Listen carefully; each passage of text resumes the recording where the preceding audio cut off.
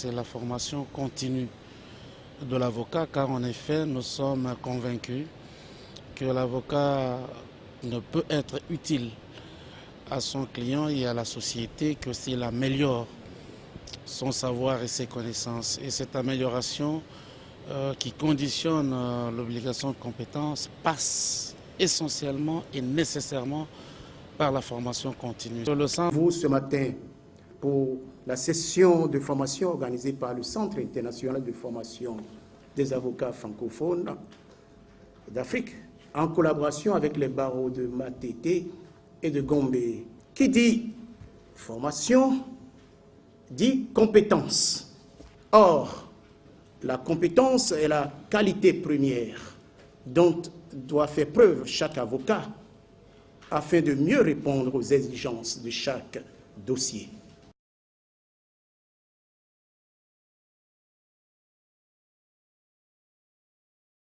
Procédure d'injonction de payer. La procédure d'injonction de payer comporte deux phases. Il y a une première phase qu'on appelle la phase gracieuse, qui se passe entre le créancier ou alors le demandeur et le président de la juridiction compétente. Il y a une deuxième phase qui est la phase contentieuse et qui est la phase, le créancier, c'est-à-dire celui qui réclame de l'argent, doit déposer une requête. Alors, cette requête doit comporter un certain nombre d'éléments. La requête doit comporter son domicile, le nom et prénom du débiteur. Alors, cette requête est déposée devant le président de la juridiction et qui a deux possibilités de solution. Il peut, il paraît pas fondé. Il peut, s'il estime que la créance est fondée, rendre une ordonnance au débiteur être signifiée dans un délai de 2 mois. Parmi les éléments à mettre dans la requête, la jurisprudence exige que ces éléments-là soient précisés, faute de quoi l'ordonnance, faute de quoi la requête doit être déclarée irrecevable. Mais avant d'en arriver là, il faut que la créance que vous réclamez présente un certain nombre de critères. La loi exige que la créance soit certaine. Ça veut dire que la créance n'est pas contestée. La créance doit exister. La loi exige que la créance soit liquide. C'est-à-dire qu'on doit savoir exactement quel est le montant de la créance. La loi exige que la créance soit exigible. C'est-à-dire qu'il faut que la créance soit arrivée à terme. Vous savez bien que ce qui n'est dû qu'à terme ne peut être exigé avant l'échéance du terme. Si quelqu'un vous doit de l'argent et que vous avez convenu que cette personne-là doit payer par mensualité, si ce débiteur-là échoue de payer les 2 premières mensualités, vous ne pouvez pas réclamer le paiement de la totalité. Parce qu'effectivement, les échéances futures ne sont pas encore arrivées. Mais il est possible de recouvrer tout ça si dans votre convention, vous avez prévu justement que le défaut de paiement d'une seule mensualité entraîne la déchéance du terme et permet maintenant de recouvrer la totalité.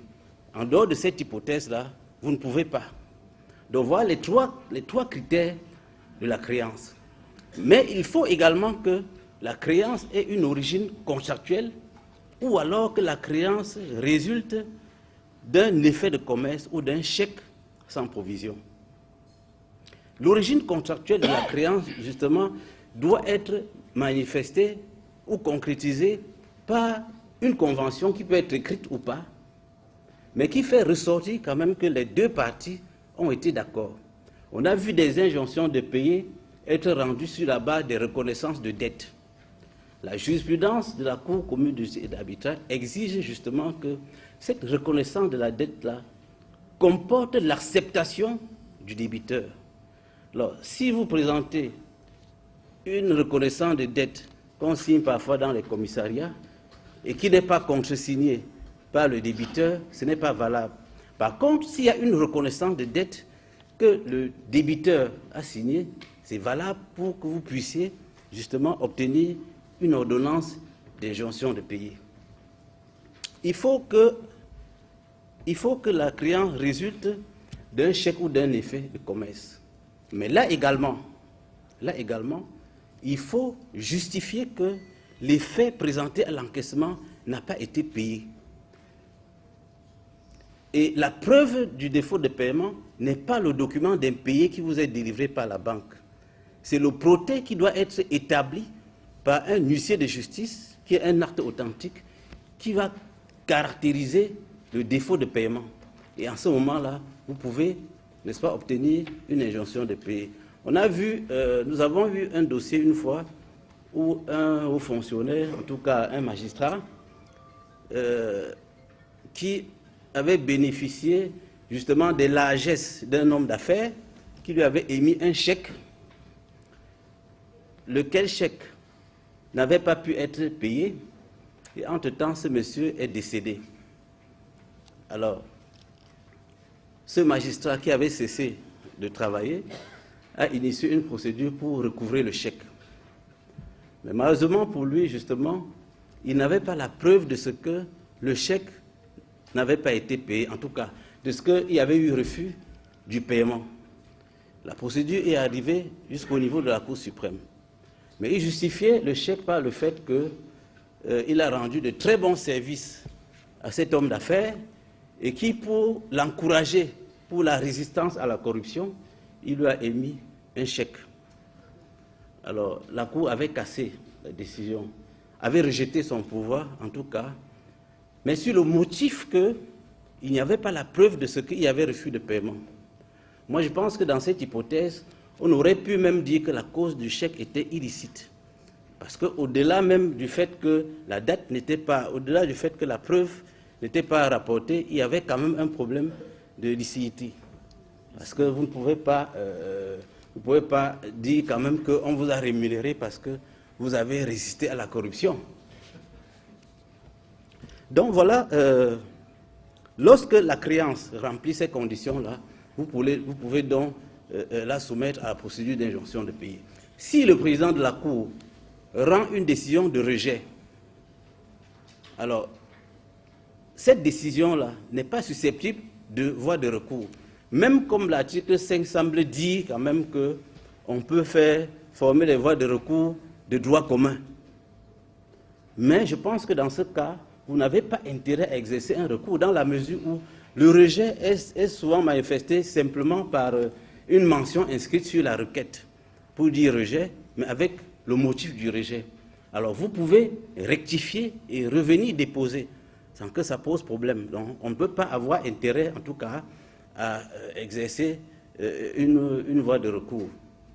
Alors, lorsque l'ordonnance, si le président estime donc que la requête paraît fondée parce que ça remplit ces critères, il rend une ordonnance qui doit être signifiée à la partie adverse.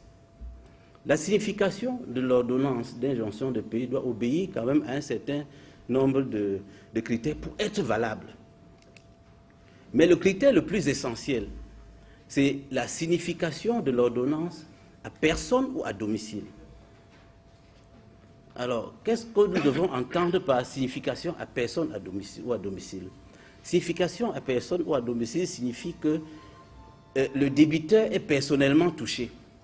Ça peut être, n'est-ce pas, dans sa demeure ou à son bureau, dans tous les cas, qu'il soit touché personnellement. Mais lorsqu'il s'agit de personnes morales, la nuance doit être très importante. Parce que signifier à une personne qui est habilitée à recevoir la signification. La jurisprudence a déclaré une signification, a invalidé une signification faite à une société par un gardien qui était à la guérite, un vigile. C'est vrai que c'est le siège social. Mais lorsque vous venez signifier au vigile, le vigile n'est pas habilité à recevoir l'acte. Par contre, lorsque l'acte est servi à la secrétaire de direction, qui est, n'est-ce pas, le proche, qui est l'antichambre du directeur général ou bien du représentant légal de la société, en ce moment-là, la signification est valablement faite.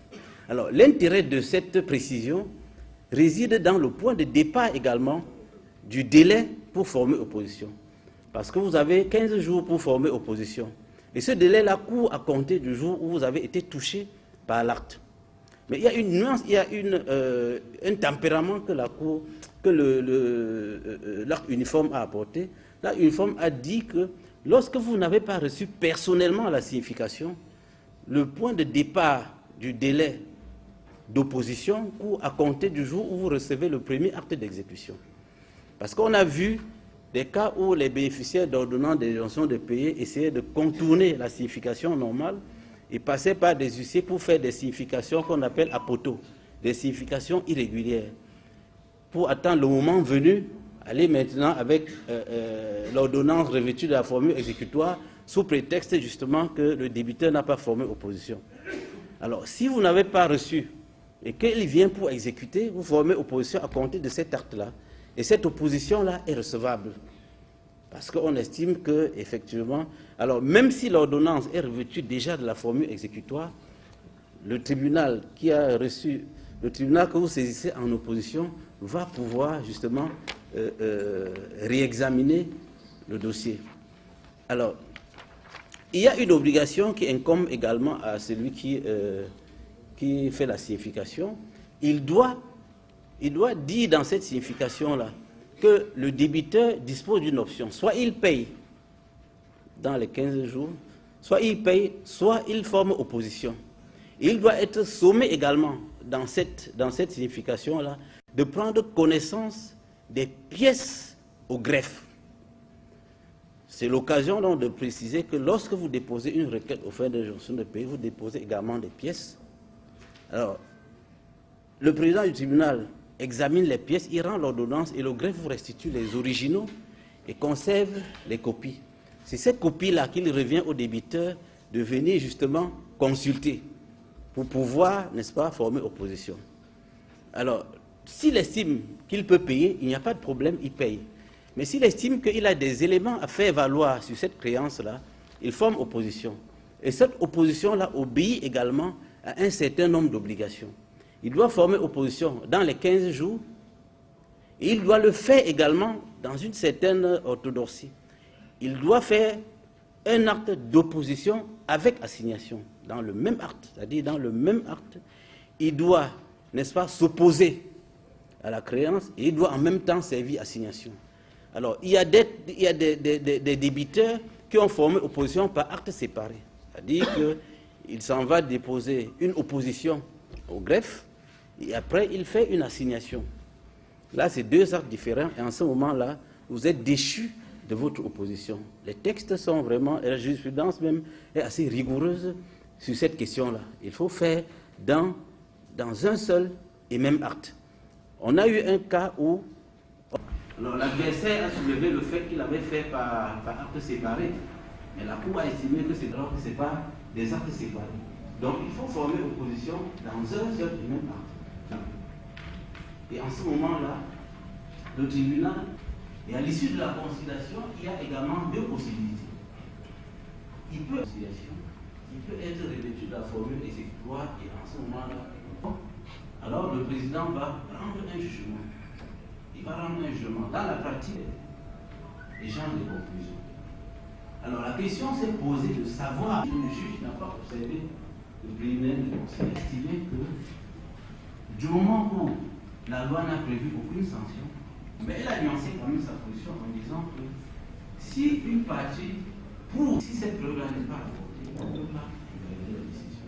Donc ça, c'est après cette tentative de conciliation, rend un jugement,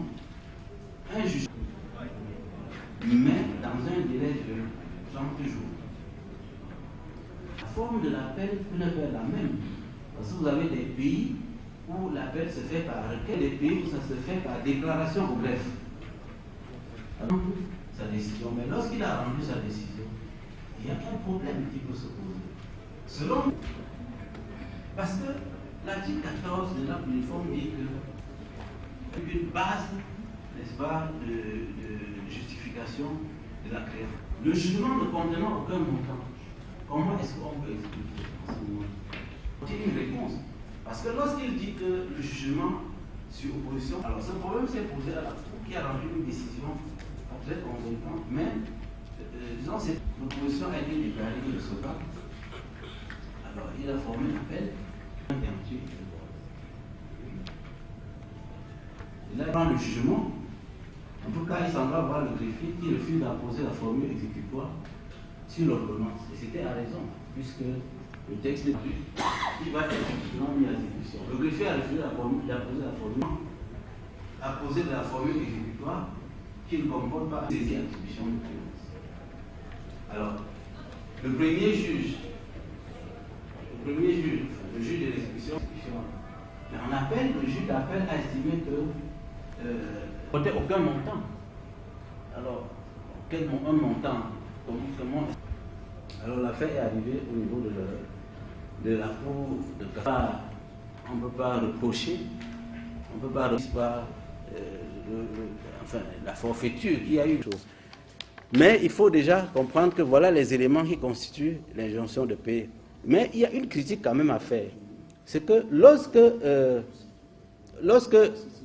appel est relevé contre le jugement sur opposition à l'injonction de payer, la procédure devient presque ordinaire. Parce qu'effectivement, si je prends le cas du Cameroun, lorsque vous relevez appel en matière civile, vous avez, n'est-ce pas, ça se fait déjà dans un délai de 3 mois à compter de la signification. Alors, un plaideur du dilatoire peut attendre le dernier jour, effectivement, pour relever appel. Et lorsqu'il relève appel, il dispose de 4 mois pour payer la consignation. Alors, si on lui notifie le montant de la création et qu'il attend encore, n'est-ce pas, 4 mois pour la payer, vous voyez que ça fait 7 mois déjà. Alors, la procédure d'injonction de payer devient désormais... vous voyez, donc, ça... Alors, nous souhaitons justement que l'acte uniforme sur les produits simplifiés de recouvrement soit vraiment revu. Et que le législateur communautaire légifère entièrement. C'est-à-dire ne renvoie pas aux législations nationales, parce que ça pose également un problème. C'est vrai que le droit communautaire au OHADA ne peut pas être mis en œuvre sans les législations nationales. Mais si on peut éviter, n'est-ce pas, certaines lourdeurs ou certaines dissonances, ça peut permettre quand même de mieux implémenter les textes qui sont pris. Donc voilà les 16 observations, quand même les critiques que nous pouvons faire à ce sujet. Mais c'est une procédure rigoureuse qui contient, n'est-ce pas, un certain nombre de délais qui doivent être observés. Et si tout est observé, on peut justement recouvrer rapidement une créance. Donc, monsieur le bâtonnier... Avec la procédure devant la CCJA, comme ça, comme c'est une partie très technique, nous aurons peut-être à suivre avec les débats. Donc, la parole est encore donnée à Maître Jérémy Wambo. Je crois qu'il est prêt pour s'appeler. De respirer un peu. En tout cas, moi, je n'ai pas eu le temps de respirer. Mais comme il y a les impératifs de programmation, on va continuer avec la procédure devant la CCJ. Parce qu'il paraît que c'est à la fin, n'est-ce pas, que toutes les questions seront posées. Donc je suppose que ça arrange tout le monde. En tout cas, moi, ça m'arrange. Alors, je vais enchaîner, n'est-ce pas, avec la procédure devant la CCJ. Je voudrais d'abord préciser que lorsqu'on dit la procédure devant la CCJA, ça peut peut-être prêter un peu à confusion parce que il faut savoir que la CCJA a une vocation consultative, elle a une vocation, si vous voulez, contentieuse et une vocation, n'est-ce pas, arbitrale, si je peux... parce que la CCJA est en même temps un centre d'arbitrage, donc vous comprenez qu'il y a une procédure arbitrale quelque part. C'est un organe consultatif en ce sens que les institutions de l'OHADA peuvent consulter la Cour pour, n'est-ce pas, avoir l'interprétation de tel ou tel texte.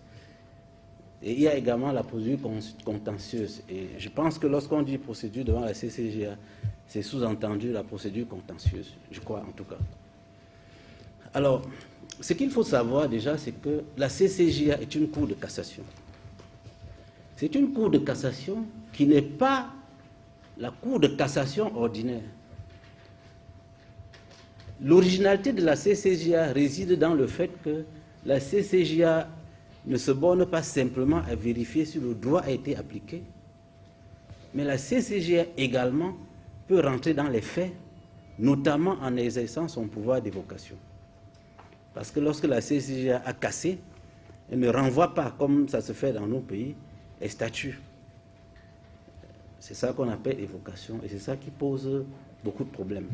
Alors, comme précédemment, je vais donner des grandes lignes, et puis on va se retrouver dans les discussions. Le règlement de procédure qui est applicable actuellement, c'est un règlement qui a été pris en 1996 et qui a été révisé en janvier 2014 pour tenir compte d'un certain nombre de choses. Alors cette révision ne s'est pas bien passée, en tout cas de mon avis, parce qu'il y a un certain nombre de questions qui n'ont pas été résolues, qui ont plutôt été posées. La procédure est introduite devant la CCJA par une requête. Le règlement de procédure ne dit pas comment on appelle requête, ne dit pas comment on doit appeler l'acte introductif d'instance. Mais on dit simplement que c'est un recours qui est introduit. Alors, les parties déposent très souvent recours en cassation, recours aux fins de cassation, recours, d'autres disent même mémoire en ceci et tout ça. Mais la Cour reçoit tout parce qu'effectivement, il faut qu'il y ait des éléments qui indiquent que c'est un recours. En ce sens qu'on doit avoir là-dedans des moyens de cassation qui ont été développés. On doit avoir, n'est-ce pas, les noms des parties, domicile, ainsi de suite. On doit avoir un dispositif. Parce que lorsqu'on dit, par exemple, que lorsque vous invoquez, par exemple, la non-réponse aux conclusions, il faut entendre le dispositif. Parce que c'est les éléments qui sont dans le dispositif qui interpellent le juge. Le juge répond aux éléments qui sont dans le dispositif. Donc, si vous faites des développements dans les motifs, sans rien dire dans le dispositif, vous ne pouvez pas dire après que le juge n'a pas répondu aux conclusions. Alors ça, c'était une petite digression. Donc, vous déposez une requête qui doit comporter un certain nombre d'éléments. Il faut que votre requête comporte les conclusions, donc ce que vous reprochez à l'arrêt qui est déféré devant vous. Cet arrêt-là peut être justement un arrêt d'une cour d'appel, ça peut être cette décision, ça peut être un jugement rendu en dernier ressort, et très souvent c'est en matière immobilière. Cette requête est déposée dans le délai de 2 mois à compter de sa signification devant la Cour. Le nouveau règlement de procédure a introduit des cas, n'est-ce pas, des cas d'ouverture à cassation qui n'existaient pas. Il y a aujourd'hui 9 cas d'ouverture. Et lorsque vous allez dedans, vous voyez par exemple, je crois, des choses qui ont trait au fait, la dénaturation, ainsi de suite. Vous comprenez qu'on ne peut pas parler de dénaturation des faits si on ne rentre pas effectivement dans les faits. Donc voilà les éléments. Les éléments qui doivent être contenus dans votre recours. Ce recours doit être accompagné d'un certain nombre de pièces. La décision que vous attaquez, les statuts ou l'excès du registre de commerce, si c'est une personne morale, vous devez joindre également le mandat spécial livré à l'avocat et la preuve que l'avocat, la preuve de la qualité de l'avocat. Donc il faut très souvent, il n'y a pas une exigence particulière, hein, mais la Cour demande simplement que l'avocat justifie qu'il appartient à un barreau.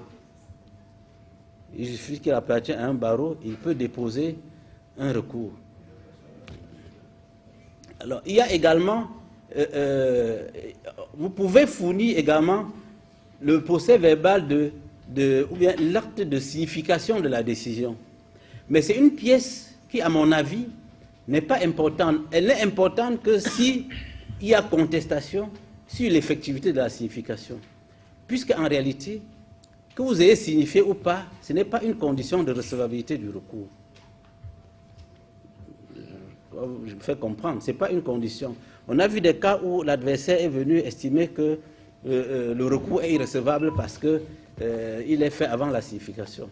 Bon, la Cour répond en disant que la signification n'est pas une condition de recevabilité. Et c'est vrai.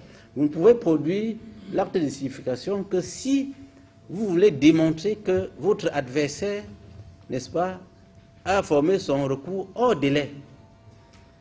Mais tant que ce n'est pas ça, vous n'avez pas intérêt. Alors, ce recours, il y a l'élection de domicile. Avant la révision, c'était une obligation. C'est-à-dire que l'avocat devait élire domicile à Abidjan. C'est-à-dire avoir une adresse à Abidjan où la Cour peut valablement déposer des pièces. Alors, des gens avaient cru quand même que cette élection de domicile s'entendait de l'obligation de constituer avocat ou de l'obligation d'élire domicile dans un cabinet d'avocats, alors qu'il s'agissait simplement d'une adresse à partir de laquelle on pouvait vous envoyer des documents. Mais on pouvait comprendre également, n'est-ce pas, la position des confrères, parce qu'il n'y a que les avocats pour apprécier la gravité des actes de procédure. Donc c'était normal. C'était normal. Vous pouviez... Il y a des gens qui disaient domicile chez leurs cousins là-bas. Donc ça ne posait pas de problème. L'essentiel, c'est qu'on sache que vous avez, n'est-ce pas, quelqu'un à qui on peut vous transmettre vos actes. Le règlement de procédure, le nouveau règlement, a fait de cette élection de domicile-là une faculté simplement. On n'est plus obligé de constituer, d'élire domicile à Abidjan. Alors, ces éléments-là permettent de déposer le recours. Là, c'est la saisine directe de la Cour. Mais la Cour peut être saisie indirectement, et dans ce cas-là, c'est un renvoi d'une juridiction suprême nationale. Parce que vous pouvez saisir la Cour suprême de justice du Congo, qui, à l'examen du dossier, se rend compte que ça relève du droit OHADA, et qu'elle n'est pas compétente. En ce moment-là, elle renvoie, n'est-ce pas, le dossier au niveau de la CCJA qui doit statuer. En ce moment-là, la condition de délai ne peut plus être examinée. Mais il y a un problème qui s'est posé dans un dossier. Il y a un recours qui a été déposé directement, n'est-ce pas, qui a été déclaré irrecevable parce que hors délai. Mais le même dossier est revenu sur renvoi d'une juridiction suprême nationale et la Cour a statué. Alors, on s'est posé la question de savoir si c'était une irrecevabilité en l'état ou alors une irrecevabilité tout court. De toutes les façons, la Cour, n'est-ce pas, a statué. Bon, moi, cette jurisprudence m'a un peu embêté, mais c'est une jurisprudence de la Cour. Donc, voilà, la saisine peut être directe, la saisine peut être sur renvoi d'une juridiction de cassation.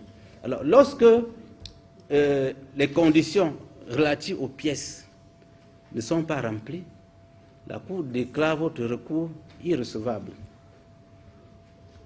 Mais il y a des irrecevabilités aussi. En tout cas, il y a des décisions aussi qui peuvent être rendues, n'est-ce pas, notamment l'irrecevabilité d'office ou bien une incompétence d'office lorsque vous avez déposé un recours qui porte sur une matière qui ne relève vraiment pas, n'est-ce pas, de la CCJA. Par exemple, vous déposez un recours en matière d'assurance. Alors, l'assurance, la CCJA ne traite pas de ces questions. Alors, le président de la Cour peut, n'est-ce pas, se déclarer incompétent par simple ordonnance. En ce moment-là. C'est également le cas lorsque vous venez, par exemple, introduire un recours, n'est-ce pas, 1 an après la signification, ou même 2 ans après. Bon, ça, vraiment, c'est une irrecevabilité qui peut être prononcée par simple ordonnance. Relativement à l'incompétence, il y a l'article 18 du traité qui dit également que lorsqu'une Cour suprême nationale statue, n'est-ce pas, dans une affaire alors qu'elle est radicalement incompétente, sa décision est nulle et de nul effet. Ça, c'est l'article 18. Mais pour que la Cour prononce la nullité, il faudrait quand même que vous prouviez que vous avez soulevé l'incompétence en vain. Parce qu'on a vu des partis déposer des dossiers devant les cours suprêmes nationales, et puis quand ils perdent maintenant, ils disent que, ils s'en vont maintenant à la CCJA dire que non, la Cour là est incompétente, elle n'aurait pas dû statuer. Alors que c'est vous-même qui avez saisi la Cour. Donc quand vous vous rendez compte que ça ne vous arrange pas, vous essayez de jongler. Alors c'est ça. Donc il faut justement il faut produire ces pièces-là. Lorsque la Cour reçoit justement ces dossiers-là, la Cour vérifie. Il y a une possibilité qui est offerte aux parties de régulariser leur recours, c'est-à-dire que de produire par exemple des pièces qui n'ont pas été produites au dépôt du dossier.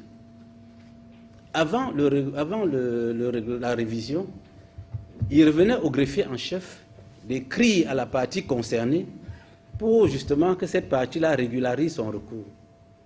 Mais depuis la révision, il revient au juge rapporteur justement d'écrire pour faire, n'est-ce pas, régulariser le recours. Alors, cette position est doublement critiquable. C'est mon avis, hein, en tout cas. Elle est critiquable en ce sens que nous sommes dans une procédure de cassation, un dossier qui a parcouru des instances. Et lorsqu'on le dépose à la Cour, on doit encore donner la possibilité aux gens de régulariser. Ça fait que le juge ne peut pas se prononcer sans vous demander de régulariser le recours. Alors, si vous êtes, n'est-ce pas, un féru du dilatoire, vous pouvez retenir une pièce par devers vous, sachant que entre le dépôt du recours et les échanges, et puis le temps où on va vous demander de régulariser, vous aurez gagné un peu en temps. Alors qu'on aurait pu justement se passer de cette disposition-là. Et en ce moment-là, lorsque la Cour vérifie et que le dossier n'est pas complet, l'irrecevabilité est prononcée. Alors, le deuxième grief, c'est que si les parties savent déjà qui est le juge rapporteur, ce n'est plus intéressant. Parce qu'il ne peut pas revenir à un juge rapporteur, justement, écrire à une partie pour demander de régulariser. Mais rassurez-vous, dans la pratique, ça ne se passe pas comme ça, parce que c'est difficile de mettre en œuvre ce genre de disposition. C'est difficile en ce sens que le juge ne peut pas écrire pour demander qu'on régularise le dossier. Donc, lorsque ces éléments-là sont là, le greffe s'arrange maintenant pour transmettre le dossier à l'adversaire. La nouveauté du règlement de procédure, c'est qu'il a prévu que celui qui dépose le recours doit, n'est-ce pas, doit faire une option, doit dire par exemple s'il est prêt à recevoir les notifications de la Cour par voie électronique. Ça, c'est la nouveauté. Mais depuis que nous recevons les recours, on a l'impression que les confrères négligent ou bien ne savent pas qu'il y a cette disposition-là. En tout cas, même si ils savent qu'il y a cette disposition-là, elle est difficile à mettre en pratique parce que il n'y a pas la logistique pour effectivement le faire. Parce que imaginez-vous que votre adversaire dépose un recours qui a 500 pages. On ne peut pas vous transmettre ce recours-là parce qu'il faut scanner. Il faut, si un dossier est comme ça, on ne peut pas justement transmettre par voie électronique. Et par ailleurs, quand même, le règlement de procédure n'a pas tiré les conséquences justement de cette évolution-là. Parce que qui dit électronique dit suppression des délais relativement au délai pour justement réduire l'écart qui est consécutif à votre éloignement du siège de la Cour. Donc, les dossiers sont donc déposés, on notifie aux adversaires qui disposent, par exemple, lorsqu'il y a déjà eu, n'est-ce pas, tout ce parcours-là, et que le dossier est en état, il y a instruction. On passe maintenant à l'instruction. L'instruction suppose donc justement que il y a un juriste référendaire à qui est confié le dossier, qui, n'est-ce pas, travaille le dossier, qui fait des recherches, n'est-ce pas, juridiques, des recherches documentaires, ainsi de suite. Bref, qui recherche tous les éléments susceptibles, n'est-ce pas, de donner une solution au dossier. Donc il fait ce qu'on appelle une note juridique une note juridique qu'il va remettre maintenant au rapporteur. Et dans cette note juridique-là, il essaie de faire une analyse juridique du dossier et il propose donc justement des pistes de solutions. Alors, le juge rapporteur maintenant, qui reçoit cette note juridique, fait également, n'est-ce pas, ce qu'on appelle un rapport. Il doit faire un rapport avec un projet d'arrêt. Un projet d'arrêt qui sera donc examiné dans la chambre à laquelle le dossier a été confié. Alors, cette chambre-là examine le rapport et le projet d'arrêt qui a été soumis et peut adopter une position. On peut ne pas être d'accord avec ce qui a été proposé et reformuler comme on peut être d'accord. Toujours est-il que la chambre qui est saisie du dossier, en étant convaincu que dans les discussions, on peut aller plus loin.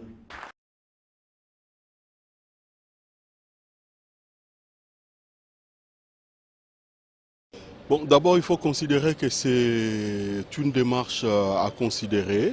Nous remercions à la fois le bâtonnier de Kinshasa, Matete, et son homologue de Kinshasa, Gombe, pour cette allure de formation qu'ils offrent à notre corps, la série de formations continues comme cela s'appelle. Et également à ces deux autorités ordinales, nous adressons nos vives félicitations pour le partenariat qu'ils ouvrent aujourd'hui à notre corps par rapport à d'autres univers et qui nous permettent dans un bon délai d'obtenir de niveaux très standards pour un bon déploiement des avocats congolais, surtout des avocats de Kinshasa. C'est une session très importante pour les avocats, non seulement les avocats, tous les praticiens du droit. Nous devons être compétitifs sur le plan international. Et par conséquent, nous devons être aussi à jour par rapport à l'évolution du droit. C'est pourquoi on a organisé cette session de formation continue à l'intention des avocats, non seulement de la République démocratique du Congo, les avocats de pays membres des CIFAF. Depuis que la RDC a intégré l'OADA, elle met les moyens en jeu pour la formation des avocats.